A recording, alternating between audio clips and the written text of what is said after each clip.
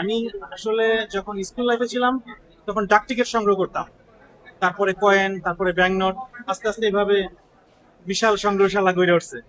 তো আমি আমার ভালোবাসার গুলো যেগুলো এক্সপেন্সিভ সেগুলো সংগ্রহ করি, আর ছোট ছোট আইটেম বা নর্মাল আইটেম বা এক্সট্রা আইটেম যেগুলো আছে সেগুলো সেল করে দিই। আমরা শখ করে বিভিন্ন দেশের ব্যাংক নোট সংগ্রহ করি, ইতিহাস, ঐতিহ্য, সংস্কৃতি এগুলো জানার জন্য, শেখার জন্য, just like a fun, just like a hobby, এই আর কি।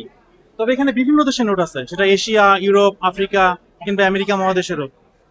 তবে বেশিরভাগ নোটই হচ্ছে এখানে পুরনো, ঐতিহাসিক, যেমন pre world war, second world war বা ফার্স্ট ওয়ার্ল্ড ওয়ার, কিংবা কিছু আছে পলিমার নোট, কিছু আছে অ্যান্টিক কয়েন, যেমন 100 বছর আগের, 50 বছর, 60 বছর, 70 বছর পূর্বের। তারপরে কিছু আছে পিএমজি গ্রেডিং নোট, যেগুলো ইউরোপ থেকে, আমেরিকা থেকে গ্রেডিং করে আনা হয়। একেবারে ইয়াং থেকে শুরু করে বৃদ্ধ পর্যন্ত প্রত্যেকেই আসে, অনেকে কিনে, অনেকে দেখে, অনেকে ছবি তোলে। আমি মনে করি এটা একটা ভালো উদ্যোগ। মেলাটা হলে হয় কি, সাধারণ মানুষ, প্রান্তিক মানুষ মেলায় এসে অনেক কিছু দেখতে পারে, শিখতে পারে, জানতে পারে। আর বর্তমান জমানায়, বর্তমান সিচুয়েশনে বাচ্চারা তো মোবাইল আসক্তিতে, এখন যদি এই কয়েন, স্ট্যাম্প, ব্যাংক নোটের প্রতি আসক্ত হয় তাহলে হয়তো বা মোবাইল বা ডিভাইস থেকে দূরে থাকতে পারবে। এটা হচ্ছে চায়না ডায়াসমাস্টিক কয়েন, যেমন এটাকে বলা হয় কুদাল কয়েন। এ দুটো, এটা হচ্ছে হোল কয়েন, এটা হচ্ছে রকেট কয়েন, আর এ দুটো হচ্ছে পুতুল কয়েন, আর এটা নাইফ কয়েন।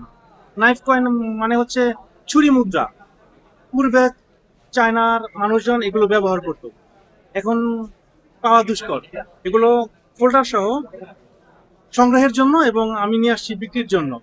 নিউজিল্যান্ডের commemorative bank note, commemorative coin with certificate. এটা স্পেশাল এডিশন, স্পেশাল ইস্যু। যেমন এটা পিএমজি গ্রেডিং করা note from China, special edition commemorative bank note. এটা দাম চাচ্ছি 45,000 টাকা, কারণ এটা রেয়ার আইটেম, কালেক্টেবল আইটেম। এটা ইন্টারন্যাশনাল অকশন হাউসে বিক্রি হয়, কাউন্টিং বাই ডলার। সেই হিসেবে এটা 40 থেকে 45 হাজার টাকাই প্রাইস, অনেক সময় এর বেশিও হয়। সাধারণত মেলায় কেনা বেচা হয়, পাশাপাশি প্রদর্শনীয় হয়। তবে বাংলাদেশে প্রায় 2-3 মাস পর পর, অনেক সময় 6 মাস পর, 1 বছর পর প্রদর্শনীর আয়োজন করা হয় বাংলাদেশ নিউমিসমেটিক কালেক্টর সোসাইটির আয়োজনে। আমি আসলে নোট কালেকশন করি, এই জন্য এই মেলায় আজকে এই নোটটা খুব সুন্দর লাগলো। একটা সিঙ্গাপুরের নোট, এটা প্রায় 30 বছর আগের নোট। এই সুন্দর নোটগুলো আসলে সবসময় পাওয়া যায় না। তো আজকে যেহেতু আমি আসার পরে এটা পেয়ে গেলাম, তো আমি এখন এটা সংগ্রহ করি। 100-150 কান্ট্রির নোট বলেন, কয়েন বলেন, এখানে আসলে পাওয়া যাবে।